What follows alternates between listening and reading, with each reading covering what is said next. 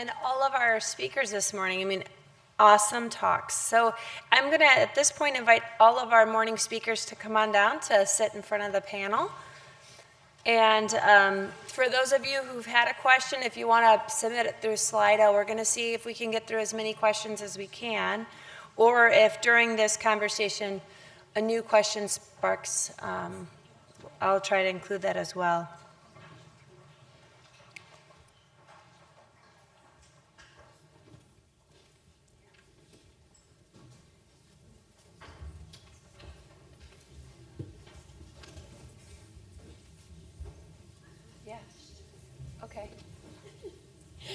I'd like to start with a question. You know, I was fascinated, and I'm not sure how to pronounce your last name. Pareja. Pareja. Dr. Pareja elegantly discussed the genomic similarity between LCIS and invasive lobular cancer and talked about it being a non-obligate precursor for the disease. You know, with surgical de-escalation issues,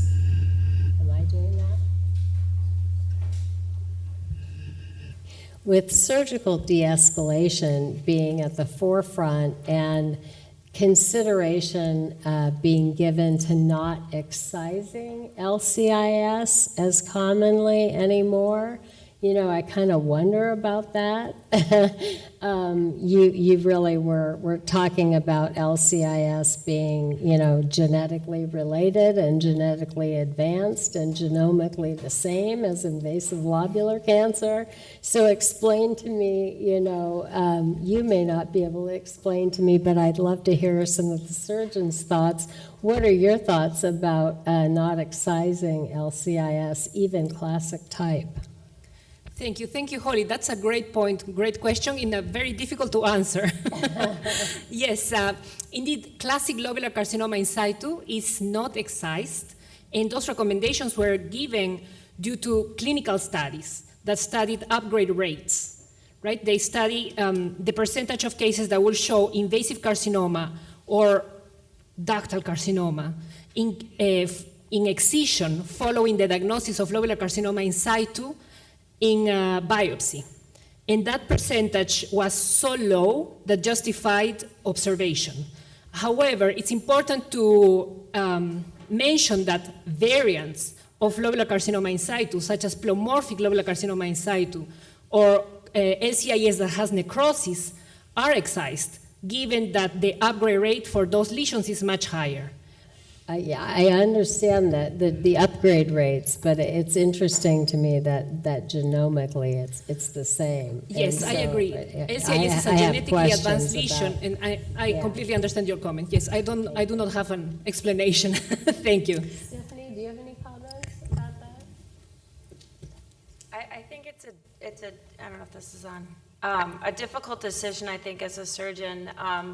And a recent case comes to mind. I have a patient who had a biopsy LCIS, and we get an MRI, and there's 9 centimeters of disease, or non-enhancement. You can't leave that, you know?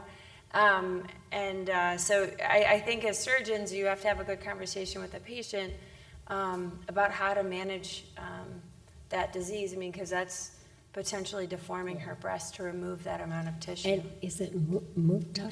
Mukhtar. I went to UCSF as well, so awesome. Yeah. Awesome. You know, I wondered about your thoughts, and I also wondered about your process at UCSF with regard to, does it matter how it presents from an imaging standpoint, whether that plays into your decision for radiologic pathologic concordance and excision, because it seems to me that these very low rates of upgrade have come from redefining the mode of detection. Yeah, I think that the LCIS issue is complicated and can be really confusing. And if you can be sure of the diagnosis, like if you know that a lesion is just LCIS, studies actually show that even if you take that LCIS out, that patient is just as likely to develop breast cancer in their opposite breast, right? Like as if you had left it. So if you know for sure that it's LCIS, there really isn't any benefit of removing it. The issue is that there's often an incorrect core needle biopsy, right? So the core needle biopsy shows LCIS, but in fact there is already invasive cancer there. And so you may need to do an excisional biopsy to make sure that your diagnosis was correct. And so some of the features that I think would suggest, as you're mentioning, that kind of discordance between the or some of the imaging features that wouldn't fit with a biopsy result that showed LCIS would be a solid mass, for example, as opposed to just calcifications on a mammogram. LCIS also shouldn't be palpable, so if it's palpable, that would also be a trigger to take it out. And I think that one of the bigger challenges with looking at LCIS as a potential precursor is that the pathologist only gets to see what the surgeons take out. And so the surgeons are only taking out the ones where they think there's cancer. And there was actually a recently published very large study from MD Anderson where they showed that if you have ILC and there is also concomitant LCIS, those patients actually have better outcomes than ILC without LCIS. And so I think there's some theories about, better outcomes with.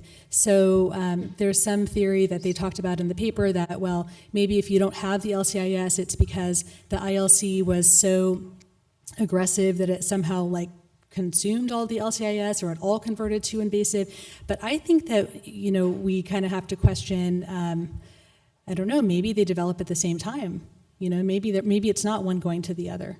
Yeah, I mean, the genomics similarity is Along that, I'm going to start with our question. So this is for Dr. Pareja. So can you address how we should best define a patient for ILC for clinical trials? Should it be histology? You mentioned a bunch of different ways to define ILC. E-cadherin expression, CDH1 mutation. Thank you so much. That's another excellent question, and again, a very challenging question. But the definition of lobular carcinoma is histologic. So even as pathologists, if we see lobular carcinoma that looks discohesive, that has a typical phenotype of lobular carcinoma, we do not require, as per the WHO recommendations, to conduct an E-cadherin staining or conduct any genetic staining, any genetic testing. So the definition per se is, of lobular carcinoma is histologic. However, regarding this specific question for clinical trials, for instance, the genetics of lobular carcinoma are so robust, this is such a strong genotypic-phenotypic correlation that this is a tremendous opportunity for us to refine, to triage better those patients that will go, for example, to an ILC-specific clinical trial. And that goes along with one of these other questions.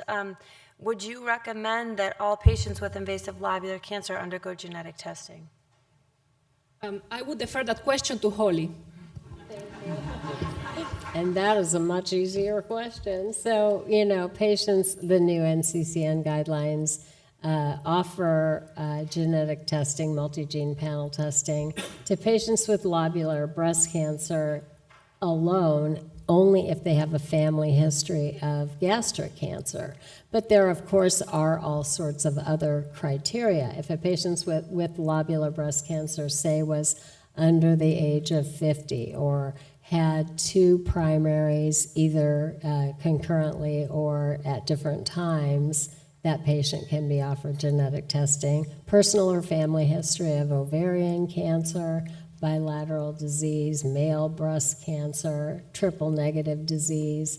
There are all sorts of red flags. But in terms of invasive lobular breast cancer alone, if that's all you have to have a family history of gastric cancer. That being said, there are panels that are available that can be ordered through the genetic counselors or even by the patient themselves, a next generation multi-gene panel testing that's clinical grade. If a patient really does want to know, they can find out. Thanks. This next question probably would be best for Dr. Ulaner.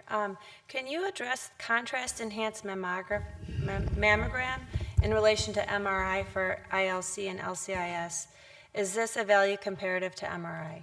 It's a wonderful question. I'll start by saying it's a little outside of my absolute field of expertise. But I am aware of, because I don't do the clinical trials myself, but I am aware of the literature on the contrast-enhanced mammography, which are very impressive in being able to show that patients, particularly those who either cannot have mammography, cannot have MR, or from the point of view from a resource utilization, it's less expensive and less time-consuming than most MR examinations. The contrast-enhanced mammography has very similar rates of detection of disease compared to contrast-enhanced MR. So yes, contrast-enhanced mammography could be used. It's not really considered currently the standard either for ductal or lobular disease, but in patients, particularly those that have contraindications to MR, contrast-enhanced mammography can be used. Yeah, I just wanted to add to that, absolutely, that the gold standard is really mammography alternating with MRI, and we prefer digital breast tomosynthesis or three-dimensional mammography, TOMO as it's often called, for the mammogram.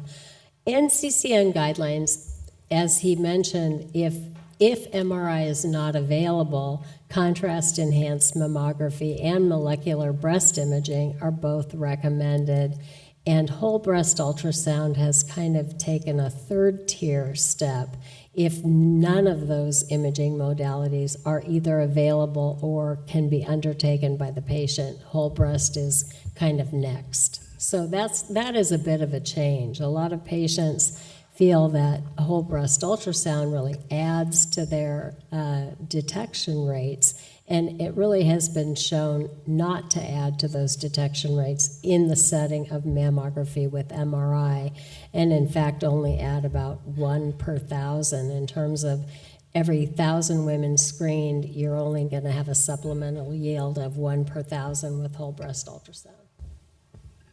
Extending on the ultrasound, having someone who works with the techs from nuclear, CT, MR, and ultrasound, the tech dependence is highest in ultrasound. So an outstanding ultrasound tech makes all the difference, and that's why we need more outstanding ultrasound techs. Thank you.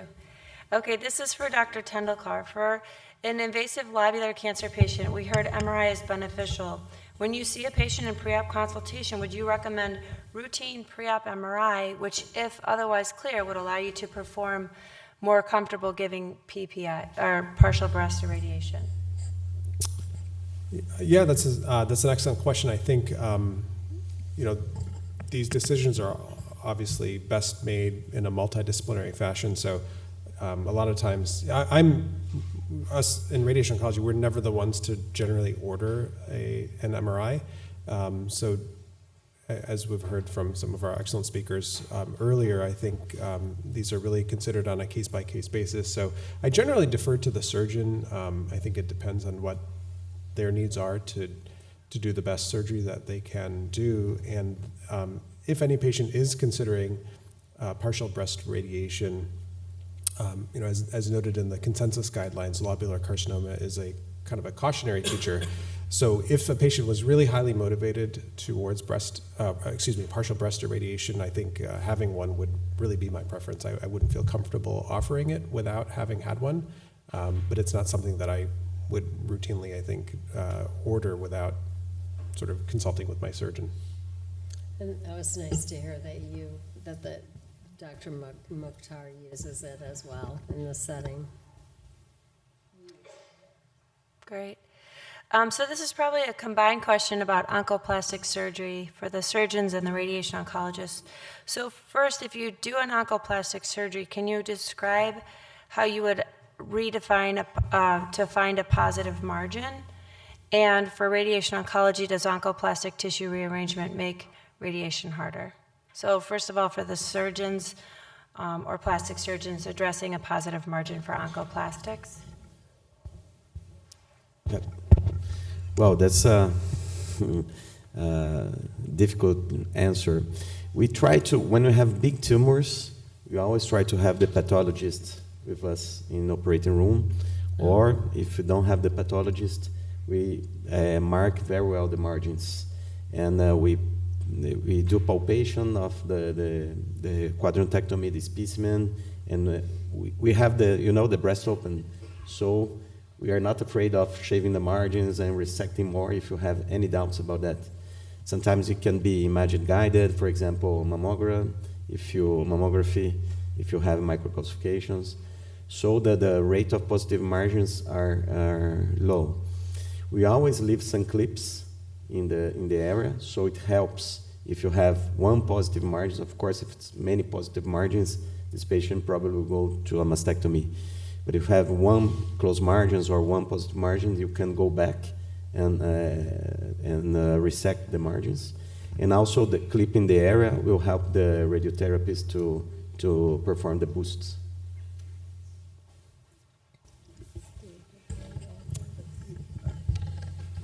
It's actually fairly rare because we take such large specimens, so we generally, even once the lumpectomy is performed, it's usually a quadrantectomy, and then I take extra tissue beyond that, and that also gets looked at. So we don't see it very often. It does tend to happen more in lobular carcinoma. Really, I think the problem is that it's very difficult to tell where the positive margin is once I'm done. And we've really approached that most of the time, and correct me, Dr. Valente, if I'm not remembering correctly, but going to mastectomy and another form of reconstruction rather than re-resection. Because our margin positivity rate's so low, you can't remember. Exactly. Just kidding. I think a lot, just from a surgical standpoint, to answer this question, and Dr. Mukhtar talked about it, is doing shave margins. I think it's really important, especially for these big oncoplastic cases. So I think we routinely do that. And then again, if plastics does take extra margins, to make sure that they say extended lateral margin, so that we can really look at those. Do you have, Rita, do you have any? Oh, just from a clinical perspective, once the surgical process is complete, we usually wait 6 months to get a surveillance MRI, just because with all the surgical changes, the sensitivity of finding where a problem is not before the 6-month mark. You really can't pick up a lot. So there's a tendency to want to do an MRI right away, but it may not be very helpful. I agree with everything that's been said, and I guess I would just add that there is a lot of concern about how are you going to find that area that you need to re-resect. For me, I am usually working with a plastic surgeon as opposed to some people who do both procedures themselves. So I find it helpful for me to stay while the plastic surgeon is doing their portion of the case so that I can see exactly what they're moving where, and so that helps me have kind of a visual image of where I might need to go back. But I think it's also just important to note that there's a lot of data showing no difference in recurrence rates if people have oncoplastic surgery combined with their lumpectomy. And so that, I think, should give us some comfort that although there's this challenge potentially of finding the right area to re-excise, I think in most cases we're able to do so. And just to finish up, from a radiation oncologist perspective, I think generally when there's oncoplasty being done, we typically favor whole breast radiation. It can be challenging to know exactly what area to boost, but we always love when the surgeons put in clips to delineate our targets a little bit better. But yeah, as mentioned, it's always a little bit of a challenge to know where that margin exactly was. So for oncoplastic patients, do you tend to do whole breast radiation? They can't have partial? I would say that would be typically the case unless the patient was really highly motivated to partial breast radiation, and also we were confident that what we see on our imaging is what our target's going to be. Yeah. Great, thanks. Just to complement, do you apply the fast forward for those patients with oncoplastic, or you keep like the hypofracture? Yeah, that's a great question. I think one of the reasons why historically radiation therapists have used small doses over many weeks is concern about normal tissue toxicity. And so if a bigger surgery is being done I think there have been historically concerns about giving a high dose in a short period of time. So I think probably some caution in using extreme hypofractionation in cases where there's, I think, more extensive surgery. Great. A few questions for the plastics. Are there concerns about missing a chest wall recurrence with a pre-PEC implant? Do these patients need annual imaging? And what type of imaging would be helpful? So, yes. We're trying to set up, a study where we just put kind of a marble on a cadaver to see if you can feel it around an implant or behind an implant. For anyone who's examined a patient with an implant in, you can displace the implants by quite a bit and generally get to most of the muscle. So there is some concern, and papers are a little bit mixed on whether recurrences, when they occur, are in the muscle or in the skin. More recent ones that I've looked at showing it more to be in the skin, in which case it's on top of an implant and it's actually a little easier to feel. And those older papers, perhaps because that muscle was put adjacent to the skin, made the muscle more susceptible to getting those recurrences, and that may be why those rates were a little bit higher. So I'm not aware of anything showing like a change in a difference in survival based on that, but we've again had a very low recurrence rate regardless.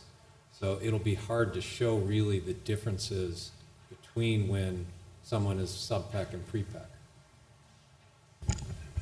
Yeah, I completely agree. I think the recurrence in the muscle is very rare. If you look for the old data when you use the trunk flaps, the rate of the recurrence is in the skin, not behind the flap. So I think it will be very difficult to prove anything. And the series case probably will show that this will happen maybe in one case report, but will not be a major concern. I think you both bring up an excellent point that, it likely is to be picked up, but we don't currently have long-term oncologic safety data as of yet with the pre-PECs. I mean, I don't know what's the longest data that you're aware of? They've been done as far back as 1950. That was really how the original reconstructions were done. They were all done pre-PEC. I don't honestly remember why or when that change occurred, but certainly by the time I did my residency, which was the 90s, everything was submuscular. Everything is retrospective. Right. So now, fast forward. The sort of that trend to go towards prepectoral has probably been about certainly within the last 10 years. So, point well taken.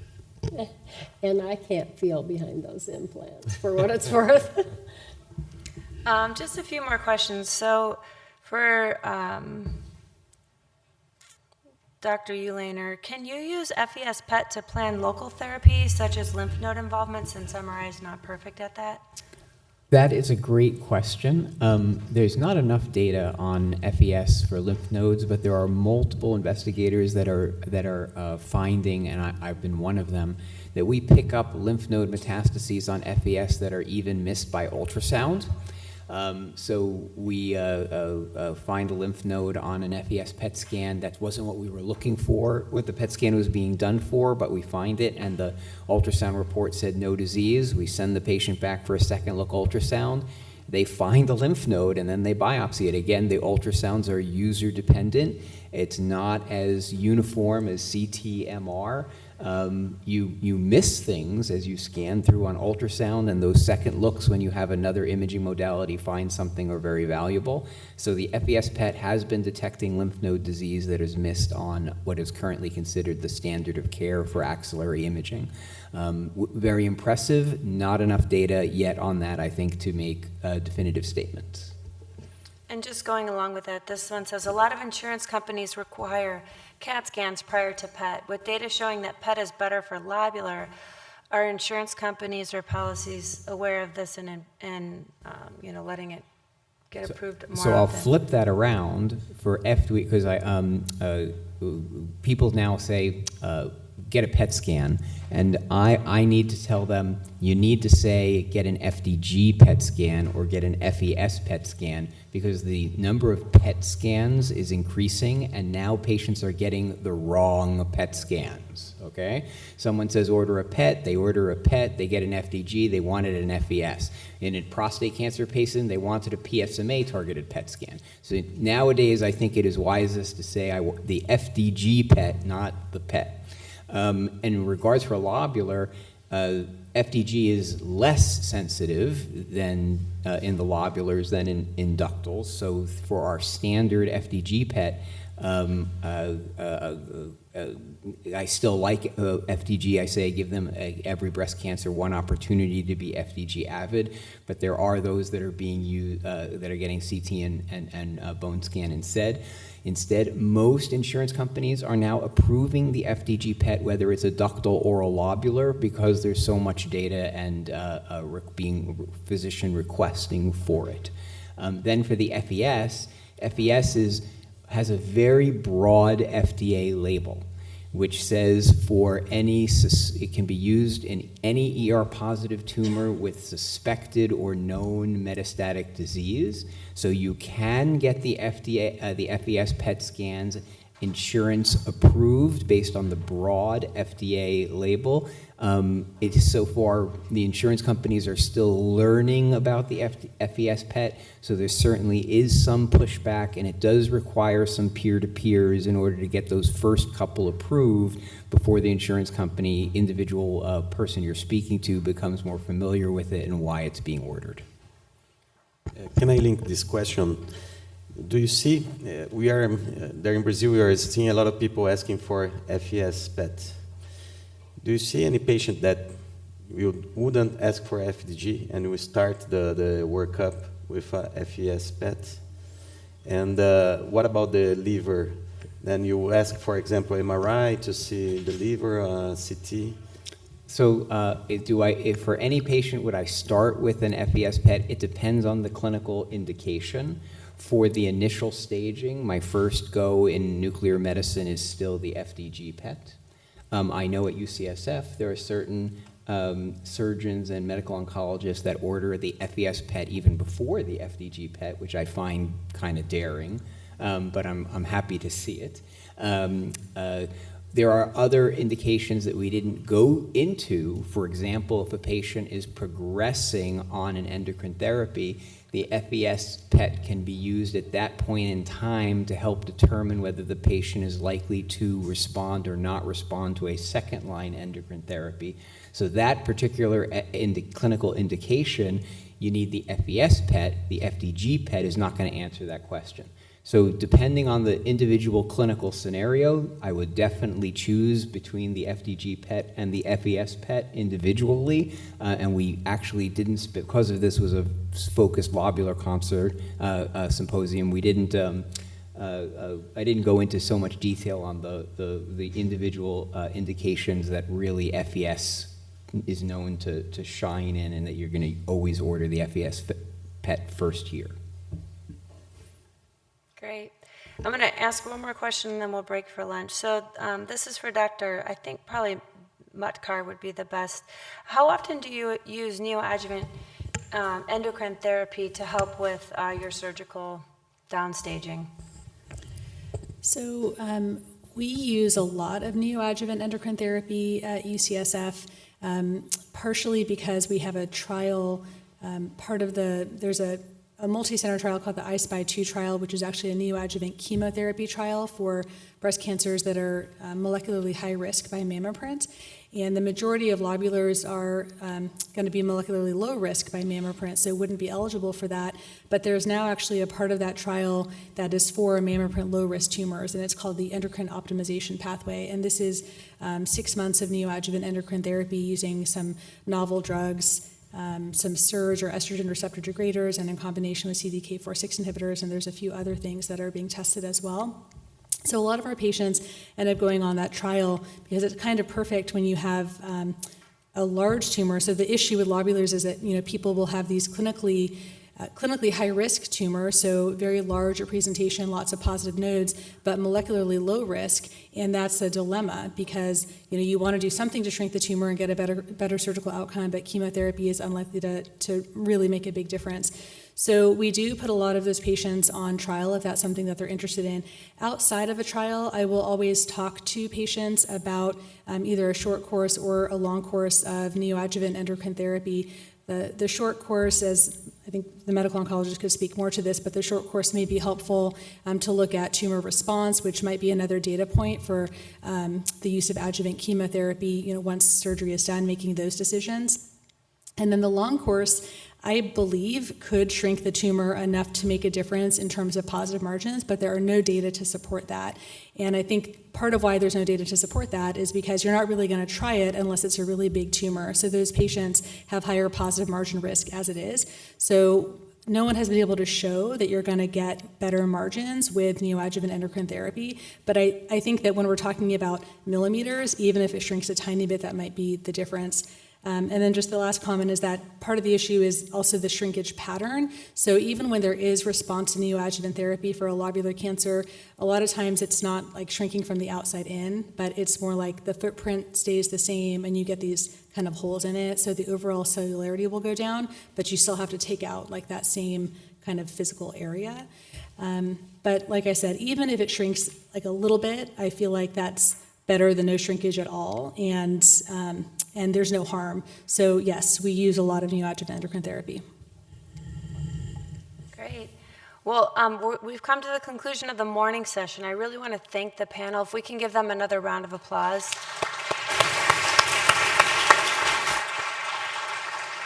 Thank you for sharing your knowledge with us today for invasive lobular cancer, and hopefully we've all learned a lot. Lunch, if you guys want to come down this way, is on the first floor, and there were a lot of questions that were put here, so these guys are headed to lunch, so grab and sit at their table and ask those questions that I didn't get to, and we'll reconvene at 1 o'clock here. Thank you.